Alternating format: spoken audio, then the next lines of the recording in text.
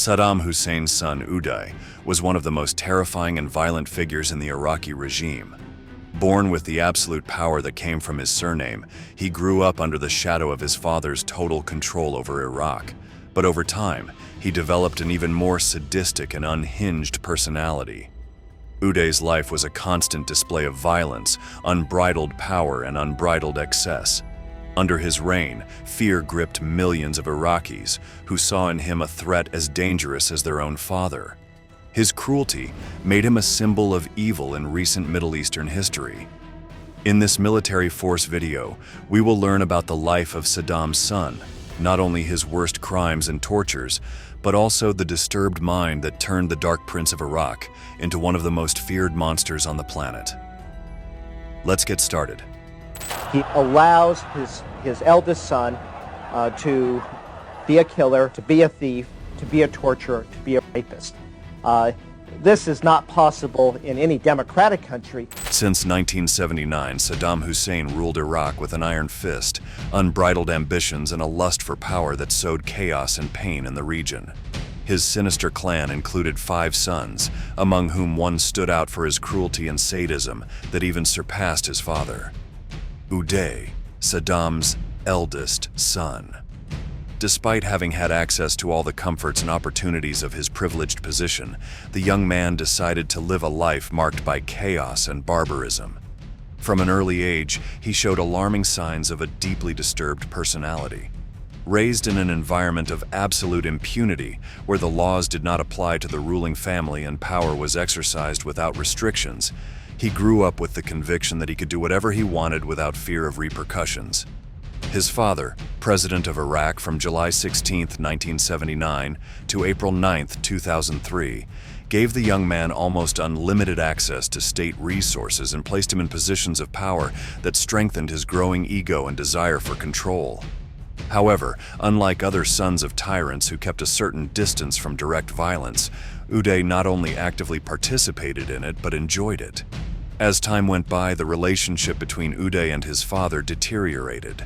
Saddam, despite his own brutality, saw in his firstborn a problem that he could no longer control. The violent outbursts and excesses of his eldest son had become so unpredictable that even the Iraqi dictator himself feared that he would be incapable of governing effectively. One of the most significant incidents in Uday's early adult life was marked by an irrational fit of jealousy. By October 1988, his father had chosen his future second wife, and Kamel Gagio, one of Saddam Hussein's closest bodyguards, was arranging the amorous encounters between the two. This inflamed Uday's anger, fearful of losing his privileged position with his father. In an act of uncontrolled rage, he beat Gagio to death in the middle of a party, using a club as a weapon. This incident shocked even Saddam, who, despite being one of the bloodiest dictators of the 20th century, felt it necessary to punish his son by sending him temporarily into exile in Switzerland. At that time, his younger brother Qusay began to be groomed as Saddam's successor. This banishment, however, was only a brief respite in the escalation of violence that would characterize Uday's life. After his return to Iraq in 1990, Saddam's eldest son continued to forge his reputation as a monster.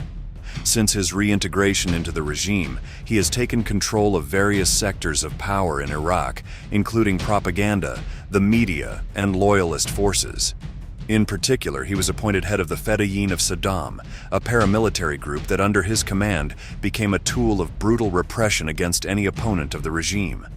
The Fedayeen, known for their sadism, operated under the direct command of Uday, who did not hesitate to order summary executions and public torture to instill fear among the population. One of 5 people who deal with this matter. How to treat the prisoners. How to get information out of them. If they don't cooperate, the instruction was very clear. Which was? Torture them. His direct involvement in the torture he ordered was one of the most chilling aspects of his personality. Unlike other leaders who kept a certain distance from the atrocities committed under their command, Uday found sadistic pleasure in observing and even participating in the brutal punishments inflicted on the victims. Among the most gruesome forms of torture attributed to him are throwing prisoners into barrels of acid, where their bodies disintegrated, forcing people to crawl on freshly laid asphalt while being beaten with rods, and the systematic rape of women who were abducted from the streets of Baghdad. The power he accumulated over the years transformed him into one of the most feared men in Iraq. His erratic and violent temper, combined with his unlimited access to state resources, allowed him to unleash an era of terror in which he was the main executioner. Stories of Uday's atrocities multiplied, with many survivors recounting the horrors they had experienced firsthand, cementing his image with a sinister aura. Iraq's Dark Prince turned to sport in an attempt to gain popularity. To do so, he appointed himself president of the Olympic Committee and the Iraqi Football Federation.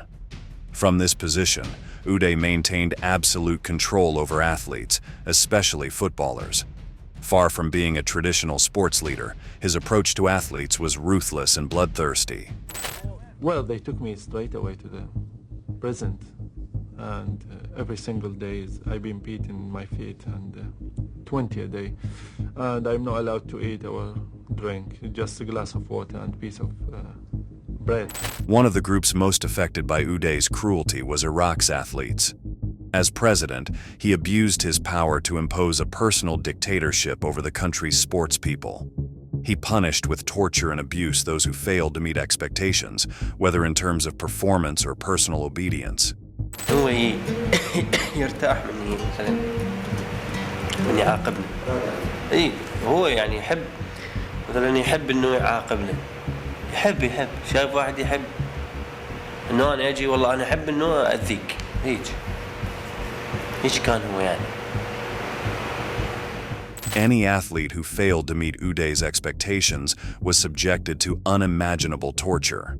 In one of the most famous cases, Iraqi football players were imprisoned and forced to kick cement balls as punishment for failing to qualify for the 1994 World Cup final. In other cases, athletes were dragged through gravel pits and submerged in sewage tanks to infect their wounds. Uday had a whole arsenal of torture at his disposal and was not afraid to expose them publicly. In this way, he sought not only to intimidate athletes with their poor performance, but also to show the entire nation that failure was not an option under the Iraqis' rule. يقول لك من أضربه من أسجنه من هذا يطلع أقوى يصير شرس يحاول إنه يعمل أشياء كثيرة في سبيل إنه يربح المباراة. This, I am here. This game, lose 2-0 with Al Bahrain. 7 players in the jail. Uday not only exercised his power through physical violence and torture, but also through systematic sexual abuse. As an extension of his political and military power, Uday viewed the women of Iraq as objects at his disposal. Stories of rapes committed by him and his bodyguards are numerous and show a pattern of dehumanizing behavior toward the female gender. He sometimes like to rape. Yes, raping is one of his, let me say, hobbies. One of his hobbies Yes. is raping. Yes.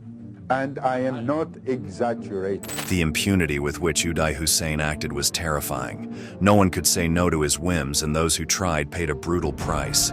Among his victims were girls as young as 12, young women who were kidnapped from the streets of Baghdad to satisfy the desires of Saddam Hussein's firstborn. One of the most common accounts among Uday's victims describes how he would drive through the streets in his luxury car, randomly choosing women who would then be kidnapped and taken to his residence.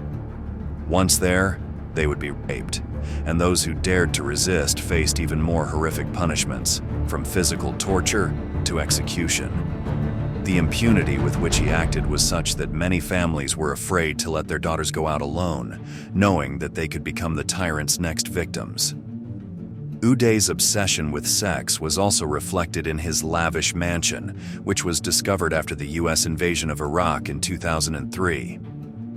Inside his residence, US forces found an alarming amount of evidence of his excesses. walls adorned with paintings and photographs of naked women, boxes of sex pills, and stacks of pornography. In his personal office, condoms and antidepressants were also found. The latter suggests that despite his absolute power, Uday derived no satisfaction even from his own excesses. كيبل يعني يضربون فيها اي يجلد بس ما يضرب بالكهرباء بس يجلدوا يعني اكو لاعبين كثير انضربوا. In 1996, Uday was the victim of an assassination attempt while driving his Porsche through Baghdad. Although he survived the attack, he was left seriously injured, with a bullet embedded in his spine that would force him to walk with a cane for the rest of his life. This event marked a turning point in his career, as his physical disability weakened his position within the regime. I think that he has certain mental problems. Mental problems? Certain mental problems, and he is a very dangerous man to know. And if you know him, you don't want to know him. Ultimately, the invasion of Iraq by US-led coalition forces in 2003 sealed his fate. After Saddam's fall from power, it became clear that his son was even more cruel and ruthless than many had imagined. Ironically, his father was perhaps the only person capable of controlling his firstborn's evil. With the loss of control over Baghdad on April 9th of that year and the collapse of the regime, Uday and his brother Qusay fled to northern Iraq, seeking refuge in the city of Mosul. Despite their power and the vast resources at their disposal, the rapid fall of their father's government left them vulnerable. For Uday, a man accustomed to living in luxurious mansions, surrounded by sports cars and an army of bodyguards, life in hiding was a severe blow to his ego. So if the U.S. goes in looking for Saddam Hussein, they should also be looking for Uday Hussein. Uday certainly will be one of the top targets for any international criminal investigation. On July 22, 2003, just months after the fall of Baghdad, U.S. Special Forces, working with Iraqi informants, discovered Uday and Qusay's hideout in Mosul. The location was revealed by a relative who, desperate to collect the $30 million reward offered by the U.S. government, turned them in. Uday and Qusay, along with Qusay's son and a bodyguard, were holed up in a house belonging to a regime sympathizer. They're out there, Baba! They're coming!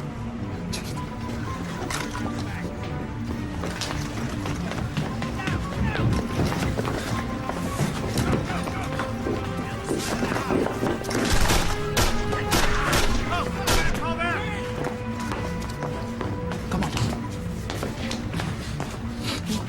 Take this. Now listen. Don't let anybody up those stairs, okay? You can do it. Okay, listen to me. As U.S. Special Forces prepared to carry out one of the most anticipated operations of the war, the atmosphere was tense and anticipatory. In their crosshairs were two of the most feared men in Saddam's regime, Uday and Qusay, the sons of the ousted dictator, who for years had sown terror in their country. Commander of the American 101st Airborne Division, part of the International Coalition Forces. You are surrounded. Come out slowly with your arms in the air, and you will not be harmed. This will be your only warning. So, we die. Go!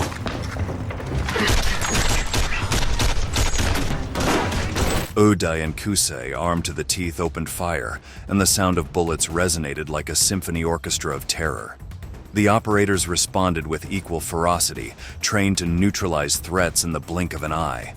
Amidst this violent exchange, the team advanced, and fear and violence intertwined in a terrifying spectacle. The battle continued, and time became a blur. Uday and Qusay, hearing the tumult, knew that their reign was over. Surrounded by power, luxury, and privilege, they had believed themselves invulnerable. But that day, reality was different. The special forces were at their door, and the echo of death was approaching. Finally, the confrontation reached its climax. The special forces managed to locate Uday and Qusay on the second floor of the mansion. Their arrogance had been replaced by a fight for survival. In a room filled with shadows and screams, bullets flew in all directions.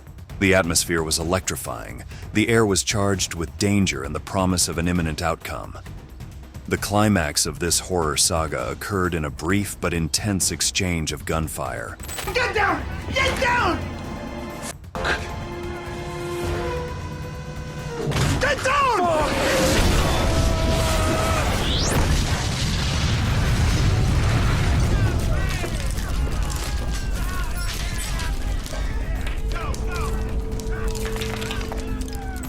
Uday, known for his excesses and brutality, was shot down. The legend of terror in Iraq, the son who took pleasure in the suffering of others, had met his end. Qusay, the brother who had been in the shadows, was next to die.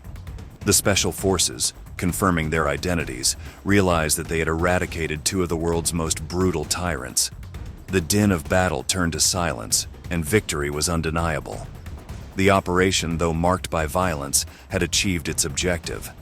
The special forces secured the mansion and prepared to search the place, looking for any evidence that could help unravel the dark secrets of Saddam's regime. The echo of the fall of Uday and Qusay resonated throughout Iraq and the rest of the world. News of their deaths spread quickly, and celebration broke out among those who had lived under their yoke of terror. It was the end of an era of impunity, a sign that justice had finally come to the doorsteps of those who thought they could escape their crimes.